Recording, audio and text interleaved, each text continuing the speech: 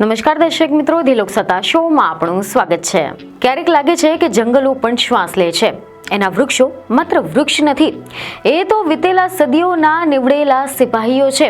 એના પાંદડામાં પણ વાર્તાઓ હોય છે. અંધારામાં પ્રકાશ છે અને નિશબ્દતા એક રહસ્ય છુપાવે છે. આજે આપણે વાત કરીશું એક એવા જંગલની કે જેને માણસે નથી બનાવ્યો, પરંતુ માણસે માન્યો છે. જી હા, મહારાષ્ટ્રના સહ્યાદ્રીના ઘાટોમાં એક એવું જંગલ આવેલું છે કે જ્યાં સદીઓથી કોઈને પણ એક પાંદડું પણ તોડવાની મનાઈ છે. કોઈ વૃક્ષ કાપી શકતું નથી અને કોઈ શિકાર પણ નથી કરી શકતો. લોકો માને છે કે અહીંયા દેવતા વસે છે. આ પવિત્ર જંગલોને સ્થાનિક ભાષામાં દેવરાઈ કહેવામાં આવે છે. આ માત્ર ધાર્મિક માન્યતા નથી, પરંતુ માનવ અને કુદરતની વચ્ચે હજારો વર્ષ જૂનો સંબંધ છે. આજે અમે તમને આજ તેરુંગણની દેવરાઈમાં કે જ્યાં જંગલ પોતે જ એક કહાની કહે છે તેના વિશે કેટલીક જાણકારી આપીશું. તો મીડિયામાંથી એવા અહેવાલો સામે આવ્યા છે કે દેવરાઈ એમ નામમાં જ તેનું અર્થ છુપાયેલું છે. દેવ એટલે કે દેવતા અને રાઈ એટલે જંગલ, અર્થાત દેવોના નામે જાળવવામાં આવેલું પવિત્ર જંગલ. સંશોધકો કહે છે કે તેની શરૂઆત ચોક્કસપણે ક્યારે થઈ તે કહેવું મુશ્કેલ છે, પરંતુ હા, ઇતિહાસ સંકેત આપે છે કે નવપાષાણ યુગમાં જ્યારે માણસે પ્રથમ વખત ખેતી શીખી ત્યારે તેને સમજાયું કે જંગલ બચાવવો એટલે પોતાનું ભવિષ્ય બચાવવું, અને ત્યાંથી જ જન્મી દેવરાઈની પરંપરા. વિશ્વમાં અનેક સંસ્કૃતિઓએ જંગલને દેવત્વ આપ્યું છે, પરંતુ ભારતમાં ખાસ કરીને મહારાષ્ટ્ર, કર્ણાટક, હિમાલય અને ઉત્તર પૂર્વમાં આ પરંપરા હજારો વર્ષથી જીવંત છે. દેવરાઈ અર્થાત દેવોના નામે જાળવવામાં આવેલ પવિત્ર જંગલ. અને આ પરંપરા એ માત્ર ભારતમાં જ નહીં, પરંતુ વિશ્વના ઘણા બધા પ્રકૃતિ આધારિત જે સમાજો છે તેમાં પણ જોવા મળે છે. વિદ્વાનો માને છે કે જે નિસર્ગ પણ આપણે નિર્ભય છીએ તેનું જતન કરવાની ઈચ્છા પણ તેનું એક કારણ છે. તેથી જ કરીને વિવિધ દેવતાના નામે સુરક્ષિત જંગલો ધાર્મિક લોકો દ્વારા કરવામાં આવતી દેવતાઓની પૂજા અર્ચના જેટલી જ પવિત્રતા ધરાવે છે. અને આની શરૂઆત હજારો વર્ષ પહેલા થઈ હતી. નવપાષાણ યુગ દરમિયાન જ્યારે માણસે પહેલી વાર ખેતી અપનાવી ત્યારે જ સમજાયું કે જંગલ જીવતા રહેશે તો પછી પાણી, પરાગનયન અને જીવન પણ ટકી રહેશે. આથી કુદરતને દેવત્વ આપવામાં આવ્યું અને જંગલોને દેવના નામે પવિત્ર માનવામાં આવ્યા. આવી દેવરાઈમાં આવેલા જે વૃક્ષોનું રક્ષણ કરવામાં આવે છે તેને કાપવામાં નથી આવતા. તેને કોઈ પણ પ્રકારનું નુકસાન ન થાય, એવું કશું પણ ન થાય કે કુદરત કોપાયમાન થાય, તે સજા કરશે તેવો ભય પણ રહે છે. મહારાષ્ટ્ર, ખાસ કરીને કોંકણ અને સહ્યાદ્રીનું પટ્ટું દેવરાઈઓને મહત્વનો ખજાનો ધરાવે છે. એવા રિપોર્ટ સામે આવ્યા છે કે વર્ષ 1999માં બોમ્બે નેચરલ હિસ્ટ્રી સોસાયટીએ પહેલીવાર મહારાષ્ટ્રની દેવરાઈઓનું મેપિંગ કર્યું હતું, અને ત્યારથી જ ઘણા બધા સંશોધનકારોએ આ પરંપરાનો અભ્યાસ કરી રહ્યા છે. ઇતિહાસ કહે છે કે શિવાજી મહારાજના સમયમાં પણ ઘણી બધી દેવરાઈઓનો ઉલ્લેખ જોવા મળે છે. ડોક્ટર માધવ ગાડગીલ અને ડોક્ટર વી.ડી. વર્તકના સંશોધન મુજબ દેવરાઈ એ માત્ર શ્રદ્ધાનો પ્રશ્ન નથી, પરંતુ સમુદાય આધારિત પર્યાવરણીય સંરક્ષણનો શ્રેષ્ઠ મોડેલ પણ છે. સ્થાનિક લોકો સદીઓથી આ જંગલોને પોતાના રક્ષક દેવતા માનતા આવ્યા છે, અને એ જ માન્યતાઓના કારણે જ આ જંગલો હાલ કોઈ જઈ શકતું નથી, ત્યાં કશું પણ કાપી શકતું નથી. વર્ષ 1960 થી 70ના દાયકામાં દેવરાઈનો અભ્યાસ કરતા દુનિયાને બતાવ્યું કે આ માત્ર ધાર્મિક માન્યતા નથી, આ તો સૌથી શક્તિશાળી સમુદાય આધારિત સંરક્ષણ પદ્ધતિ છે. કોંકણમાં નવલાઈ, જુગાઈ, વાઘજાઈ આવા માતૃ દેવતાઓને કેન્દ્રમાં રાખીને દેવરાઈઓ ઊભી કરવામાં આવી હતી. ક્યાંક તો શિવના સ્વરૂપોમાં સોમબા અને કેદારલિંગની પૂજા થાય છે, તો ક્યાંક ગામના કોઈ વીર પુરુષ કે પછી સ્ત્રી જેને પોતાના પ્રાણોનું બલિદાન આપ્યું હોય તેના નામે દેવરાઈ સ્થાપિત કરવામાં આવી છે. આથી જ હવે આ દેવરાઈ માત્ર જંગલો નથી, પરંતુ લોકકથાઓ, માન્યતાઓ અને ભાવનાના જીવંત પ્રતીક છે. આની સાથે જ દેવરાઈઓ જૈવ વિવિધ્ય માટે પણ અમૂલ્ય ખજાનો છે. કેટલાક પ્રાણીઓ, પક્ષીઓ, વૃક્ષો જે આજના સમયમાં નાશ પામી ગયા છે એ દેવરાઈઓમાં હજુ પણ ટકી રહ્યા છે. ભીમાશંકરના જંગલોમાં શેખરૂ, મહારાષ્ટ્રનું રાજ્ય પ્રાણી, આ પવિત્ર વનમાં સુરક્ષિત છે. કોંકણમાં કેટલીક દેવરાઈઓ ગ્રેટ ઇન્ડિયન હોર્નબિલના પ્રજનન કેન્દ્ર છે. સંશોધકો માને છે કે જો આપણે જાણવા માંગીએ છીએ કે આ સહ્યાદ્રીના જંગલો હજારો વર્ષ પહેલા કેવા હશે, તો પછી દેવરાઈ એ તેનો જીવંત દાખલો છે.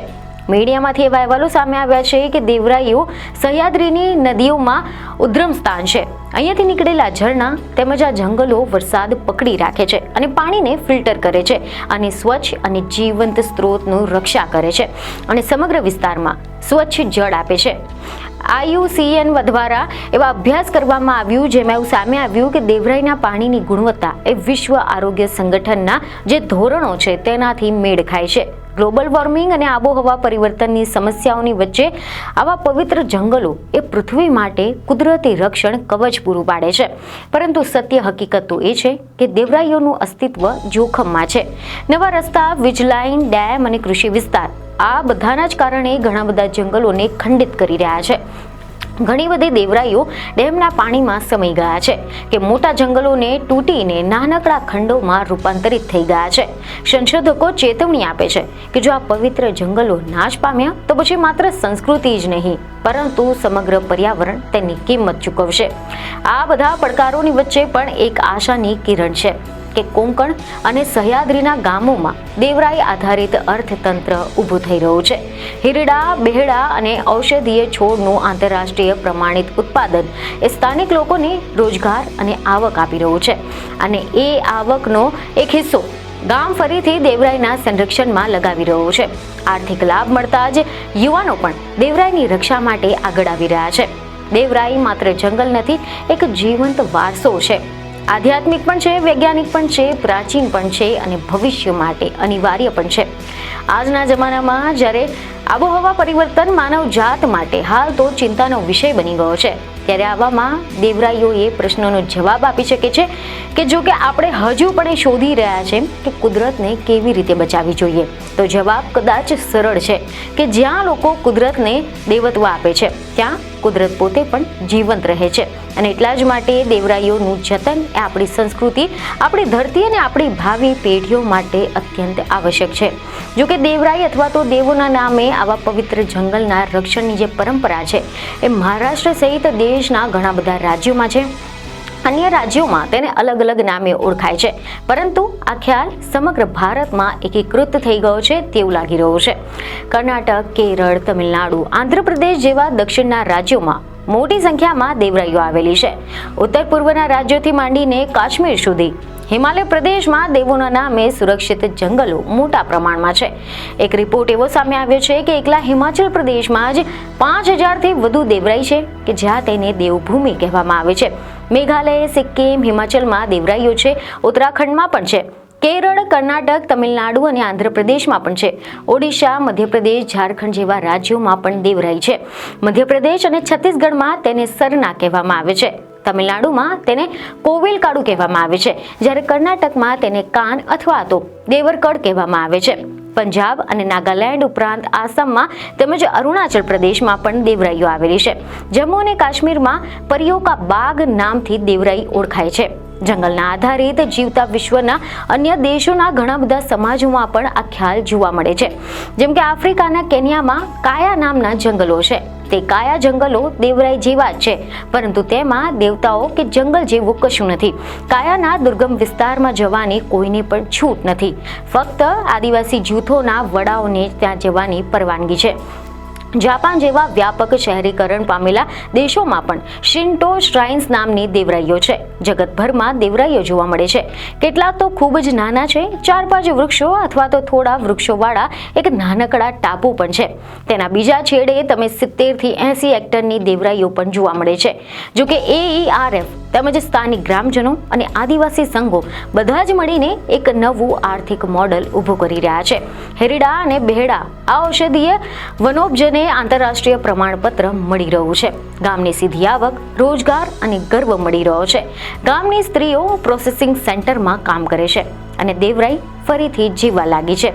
વિશ્વનો મોટો પડકાર આબોહવા પરિવર્તન છે અને તેનો ઉકેલ જંગલોનું સંવર્ધન છે. ત્યારે હવે આ બાકીનું અંતર કોણ ભરે? એનો જવાબ સાફ છે, દેવરાઈ. સમુદાય આધારિત સંરક્ષણનું સૌથી મોટું સફળ મોડલ. હજારો વર્ષોથી અસરકારક, ધર્મથી જન્મેલું, વિજ્ઞાનથી સમર્થિત અને કુદરતથી સ્વીકારેલું.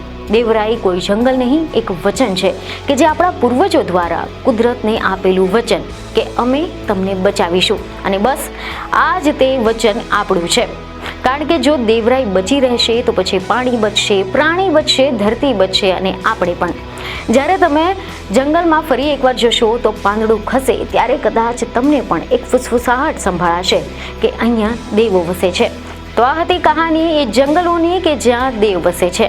તો આશા છે કે તમને આ માહિતી સારી લાગી હશે, જેથી અમારા વિડીયોને લાઈક અને શેર જરૂરથી કરજો. બીજને ખબર સાથે ફરી મળીશું. ધન્યવાદ.